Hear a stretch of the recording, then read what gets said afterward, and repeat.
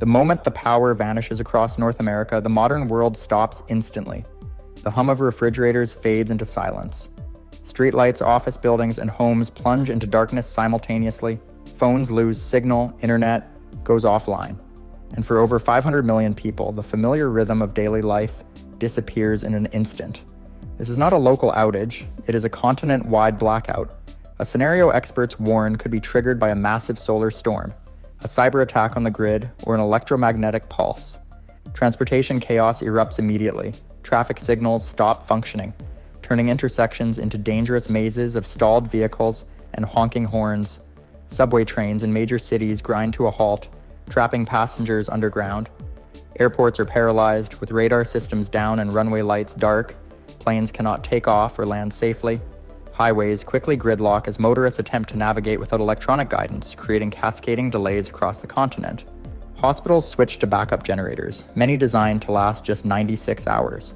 While this keeps critical life support systems running temporarily, fuel shortages and logistical barriers make resupply nearly impossible on a continent-wide scale.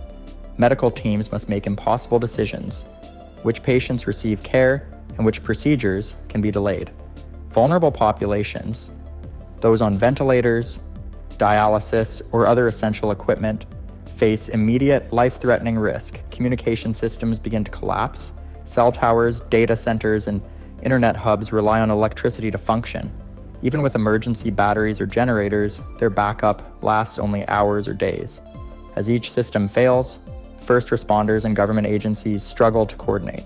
News becomes scarce, and people are cut off from information, unable to contact loved ones or understand the scope of the disaster. A creeping sense of isolation spreads, and the realization sinks in. This blackout is not temporary, it is the start of an entirely new reality. As the first day turns into the second, the fragile veneer of modern life begins to crumble. Water systems fail almost immediately in many urban areas. Electric pumps stop running and municipal treatment plants grind to a halt. Gravity may provide minimal water flow to lower floors in some buildings, but residents in high-rises quickly find their taps dry. Any water that does emerge may be contaminated, as treatment processes cease without electricity, making boil water advisories impossible for most people to follow. Sanitation quickly deteriorates, toilets cannot flush, and sewage treatment plants shut down, creating unsanitary conditions in cities and towns. Public health risks multiply, with the potential for the resurgence of diseases that had long been controlled in developed nations. Trash collection halts, and streets begin to accumulate debris, attracting vermin and creating additional hazards. The risk of epidemics grows with every passing hour. The financial system collapses without warning. Credit cards stop working, ATMs go dark, and banks close their doors. Money is suddenly only what you can physically hold. Grocery stores and convenience stores, still full of food in many cases, are inaccessible to most because electric pumps prevent gas from flowing to vehicles. People begin to realize that convenience no longer exists, and survival is about tangible resources, not digital balances. Food quickly becomes the most urgent concern. Refrigeration stops working, causing perishable items in homes and stores to spoil rapidly. Panic sets in as people scramble for whatever supplies remain. Looting begins in some areas, fueled by desperation rather than malice. As society's reliance on electricity to sustain even basic needs becomes painfully clear, the illusion of order, which seemed so stable just hours before, evaporates. The thin thread holding daily life together has snapped, leaving millions facing the first real test of survival. By the end of the first week, life as the continent knew it has been replaced by a daily struggle for survival. The supply chains that once delivered food, medicine, and fuel have completely collapsed. Grocery stores, warehouses, and pharmacies sit empty or are looted, leaving only what people can carry or defend. Without refrigeration and transportation, fresh and perishable food is gone within days.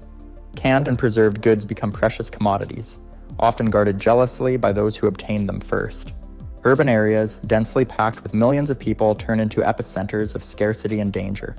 With no electricity to power communication or emergency response, law enforcement is overwhelmed. Cities become increasingly unsafe, and many residents begin to flee on foot, seeking rural or suburban areas where resources may still be available. This exodus creates friction as smaller communities attempt to protect what little water, food, and shelter they have. Tensions quickly escalate, and conflict over basic necessities becomes common. Medical care is virtually non-existent. Hospitals, after using backup generators for a few days, are forced to shut down critical equipment. Medicines that require refrigeration, such as insulin, spoil, and surgeries, are postponed indefinitely. Injuries that would normally be treatable now become life-threatening.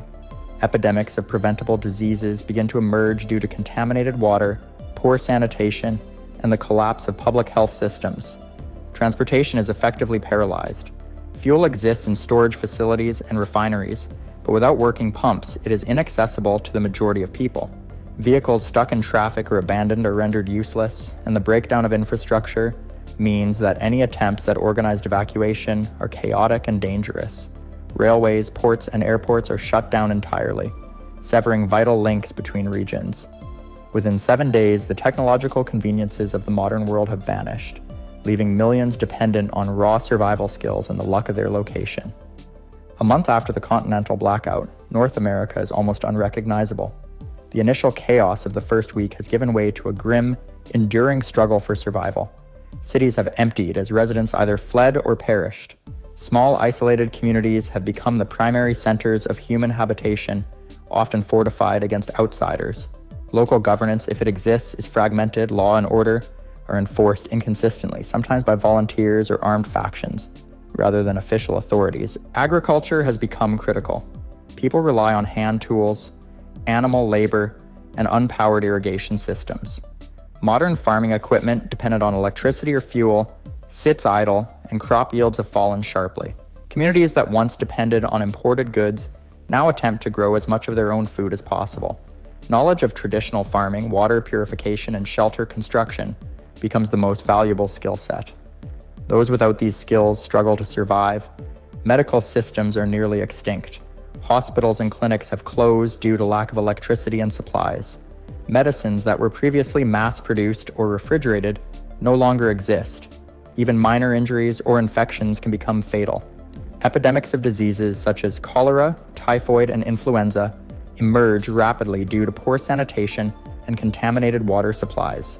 Mortality rates rise sharply, particularly among children, the elderly, and those with chronic illnesses. Economic systems have completely collapsed. The concept of money is largely irrelevant, replaced by barter and trade in essential resources. Canned food, ammunition, clean water, and seeds have become the primary currency. Communities prioritize practical skills over material wealth, and social structures revolve around survival rather than hierarchy. Communication with other regions is minimal or non-existent, leaving communities isolated and self-reliant. The technological regression is total, and people are forced to adapt to a way of life that resembles pre-industrial society. A full year into the continental blackout, North America has been fundamentally transformed. The population has been decimated by starvation, disease, and conflict, leaving vast swaths of land sparsely inhabited. Cities lie in ruin, overgrown and abandoned, with infrastructure corroded or collapsed. Small agrarian communities dominate the landscape, often walled or fortified, prioritizing self-sufficiency over connection to distant neighbors. Barter economies are fully established, with clean water, preserved food, ammunition, and practical skills serving as the main forms of wealth. Knowledge of basic medicine, hunting, farming, and mechanical repair is now crucial for survival. The effects ripple far beyond the continent. The United States, as the world's largest economy and military power, no longer functions as a stabilizing force. Global trade networks collapse, leading to shortages of critical goods in Europe, Asia, and Latin America. Nations that depended heavily on North American grain exports face immediate food insecurity, while oil, natural gas, and semiconductor markets are thrown into disarray. Financial systems worldwide collapse as the US dollar loses its central role, triggering severe economic depression on multiple continents. Geopolitically, old alliances fracture.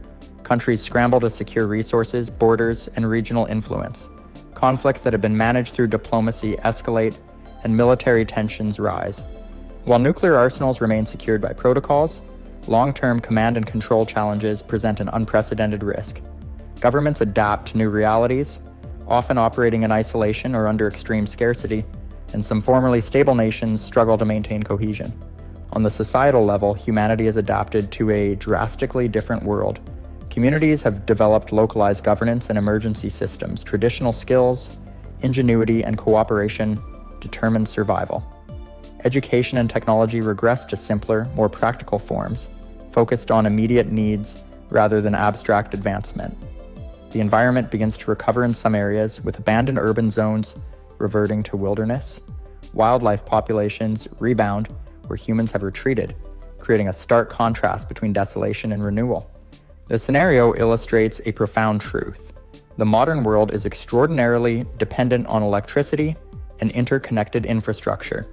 A continental blackout is not just a temporary inconvenience, it is a complete collapse of societal, economic, and political systems. Rebuilding would take generations, requiring decentralized systems, local resilience, and a new understanding of survival in a post-technological age. Humanity would have to learn to navigate the thin line between order and chaos once again, as the consequences of the Great Unplugging continue to reverberate for decades.